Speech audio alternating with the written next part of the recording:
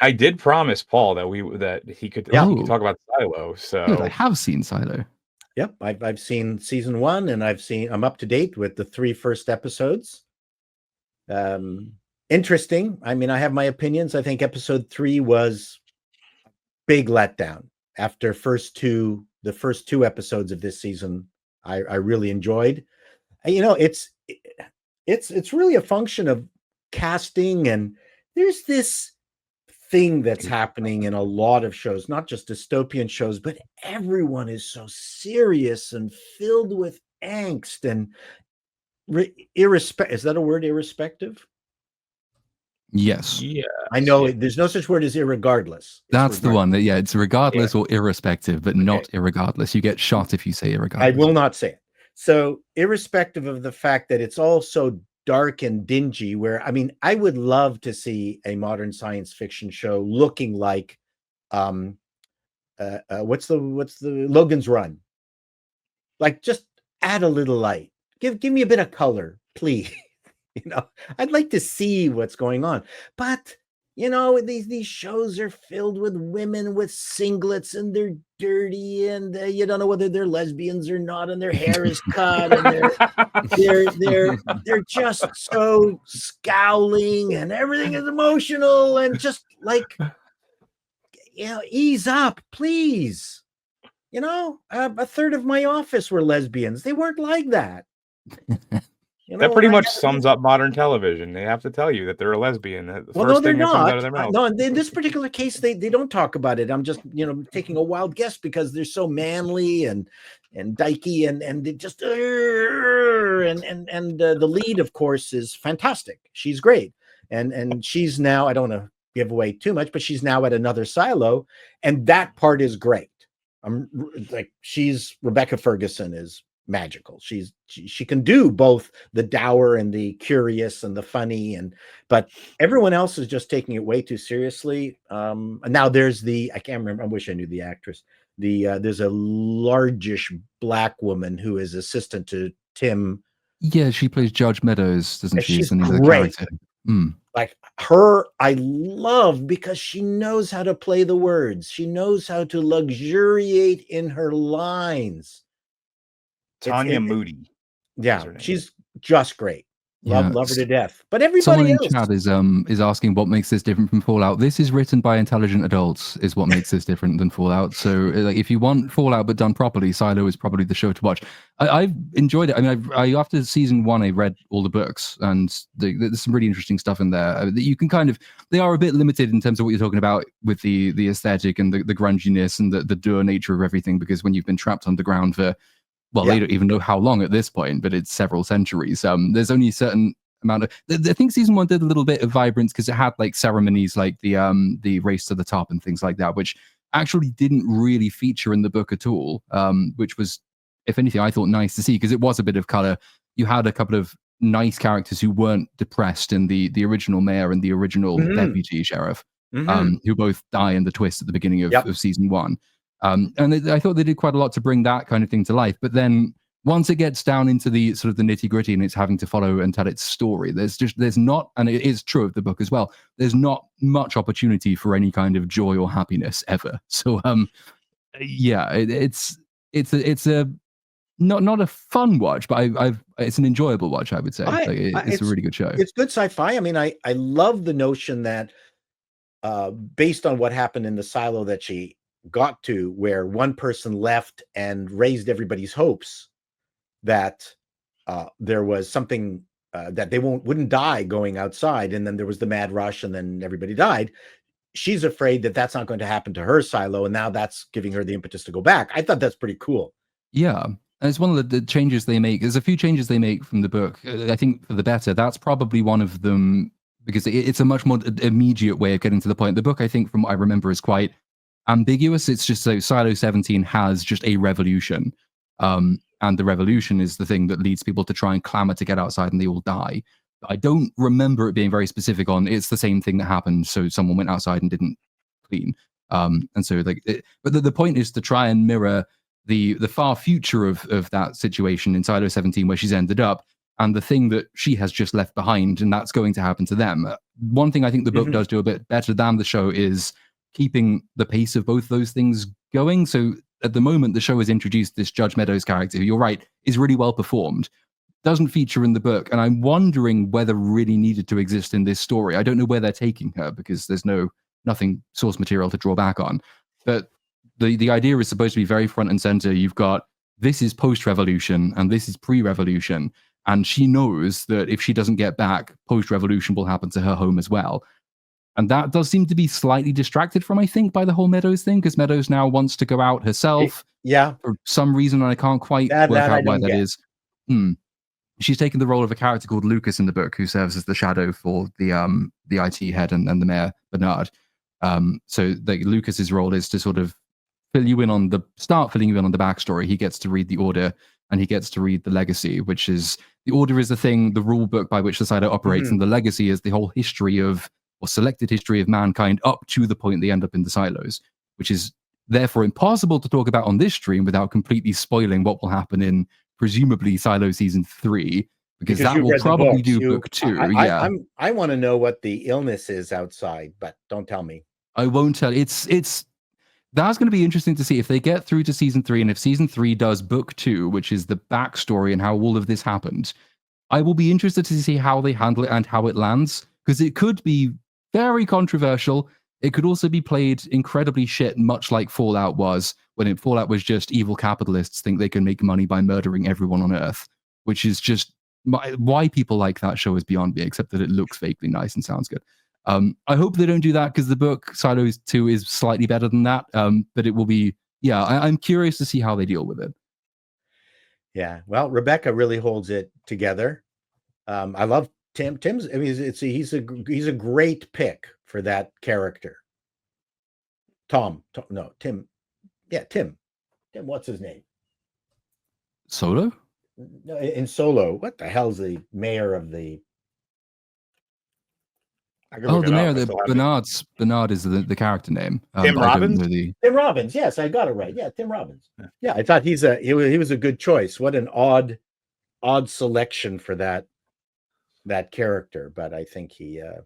Yeah, it was only one of the only things that slightly annoyed me about season 1 was the fact that you can look at the cast and you can say almost before watching it who's a villain and who's not. Yeah, it's partly casting, and it's partly, I think, the way they choose to dress. You know that the menacing guy who wears black leather jackets and a black turtleneck is a villain, and you know that before you watch season 1. And sort of the same, I guess, with the IT head, Bernard. But it's interesting. It's not quick. It's not fast paced, but it is, if you like sort of quite a slow, methodical approach to building up your world on a mystery, which is all about unraveling the mystery. Silo has been quite a good watch so far, I think. Season 2 isn't gripping me quite as much as season 1. I don't know what, Paul, if you found the same thing. Are you finding it as good as season 1? I thought the first 2 episodes were very literate, even in its quietitude. Mm-hmm. I really appreciated the fact that there was just when she was alone and trying to figure things out and putting stuff together. I just really enjoyed it. I just thought, wow, this is really nice. Problem solving. It definitely doesn't have the story drive of season 1, but season 1 was so good that I'm now curious as to just what is going to happen. We never really found out what was at the bottom of the water. So you go down, it's the digger. Well, yeah, that's the point. So that there's the digger, which is underneath the silo, and then under the digger, there's the water, which she is terrified of going into. Right.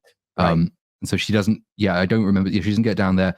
In theory, that's a setup beat for something that will happen in season 2 when she will have to go underwater at some point. So, but again, that's quite nice to see in storytelling. You've effectively set up a beat in basically season 1 episode. I think it's 2 or 3. It's quite early on. But it's not really going to get paid off until you're midway through your second season, when all of a sudden the fear you've given her becomes highly relevant as a plot beat. But that seems to be where they're going. Yeah, it's nice. It's taking its time, but it's not dragging in the sense of it's clearly got stuff to do. It's not just filling time with pointless exchanges and things like that. The episode 3 did nothing for me. That I went. What was it? Yeah, what was it about 3 that Is it just like a drop off in pace, or did it not cover enough of the beats you wanted to see? I didn't care about anything that was happening at the original Silo. Yes. I just didn't care. Like, okay, lots of hand waving and it's like a um, it's like a Catholic baptism, going to the thing. Okay, watching. It just like I said, while I was waiting for I was waiting for Rebecca to connect with the weird guy behind the door. Yes. That was fun. But other than that, what was happening back at the revolution and the Molotov cocktail being thrown and angry people and Tim trying to control things and lie about the tape, which actually I thought the funniest thing in the first two shows, the tape. Yes, the tape. Which it felt very Hitchhiker's Guide to the Galaxy. We must find out about the tape. What? She didn't use the tape. Oh, she used the other tape. I thought that was great. It is nice, but there's in theory there would be more space, I think, for humor of that sort because of how much they don't know about the real world and indeed about their own backstory because they can't remember it. Like you could actually have more humor like that, I think, where like you're presented with ordinary, familiar, current day things which they just misinterpret the nature of entirely. That's maybe a missed beat. Like you said, like, there's a couple of funny moments, that being one of them, but it doesn't really make that much use of its arcana, which is not ideal, I guess. Well, to me, I think you need a balance. I look back at the Gary 7 episode of Star Trek, and although, it is of its time, there was lots of like goofy humor in it. Terry Garr wondering who this person, well, I don't know if you remember the Gary 7 episode where a human being was taken from Earth and then trained on some other planet and returned to Earth to prevent a nuclear holocaust. But and then you had that wonderful in between the dramatic moments. The Star Trek had these little sound cues where they went,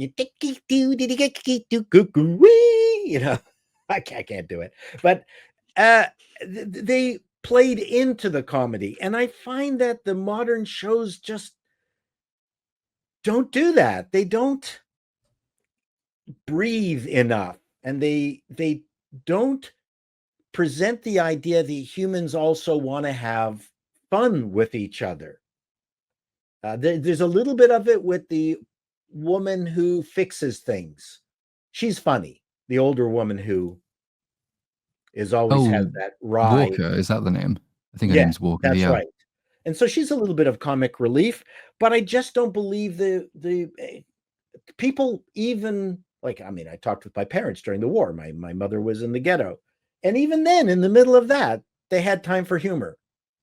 So you can't tell me that as oppressive and bad as it is in the silo, that the people aren't off at the pub drinking or something. I mean, the Irish, probably you're a closer proximity to the Irish than me. It doesn't matter how bad things are. They're going to spend some time at a pub getting drunk, right? Oh God, yeah. You'd think they'd be doing that more often, given how bleak their surroundings are. It's a great way of making any. Mind you, going up and down those stairs if you're drunk, that's a risk. I could see. Maybe that would be funny. Wouldn't that be a great scene where a bunch of the guys and gals, are drunk and they're having a hard time getting back up the stairs? Yeah, like 150 flights of stairs. Yeah. It'll be like the scene in John Wick where he falls down and just keeps falling and falling and falling and falling. But this would be much better than that because there's more stairs to fall down. And I miss the injection of humanity in these things. That's you're right. I mean, I think that's it might even be a case of them sticking in that sense too close to the source material because the guy who writes them, and my head is absolutely fucked for names this evening. Who the hell wrote Silo? Oh, it's gone. He's quite a Michael Crichton style writer, though, in the sense that he's not very interested in character, and he's not that interested in anything except concept. Really, he's very much a concept focused writer. So you have maybe a couple of very strongly drawn characters, Juliet being one of them. Walker, I think, is actually stronger in the show than she is in the book. But you don't have much else besides. The rest of it is characters will say and do things to get you from place to place because the Right. thing that you're interested in is the backstory, what's happened, what the mechanics are, what will happen next, as opposed to the people going through it. Whereas it was always the thing with, say, Michael Crichton's stories that you could actually flick the character from Jurassic Park into Sphere, and you could flick Sphere into Andromeda Strain. Yeah, Andromeda Strain, and they would basically be the same person. The story wouldn't change at all. And you can get around that because I guess that you could throw like Albert Einstein and Lizzo in front of a Velociraptor, and they would act the same way, but there's still probably more space for character than he allows. Yeah, yeah. He did good ripping yarns. Yeah, good page turners. Yeah, good page turners. I did make the mistake of reading one Dan Brown book. I'll never do that again. But yeah, that was a I guess that was the writing of the time too. It had, anyway, doesn't matter. Yeah, well, I'll you can have a dud show. I don't think there's a problem with that. Everyone tries their best, right? Not every show can be fantastic. So, well, I'm definitely going to finish one. This is a series I actually want to watch.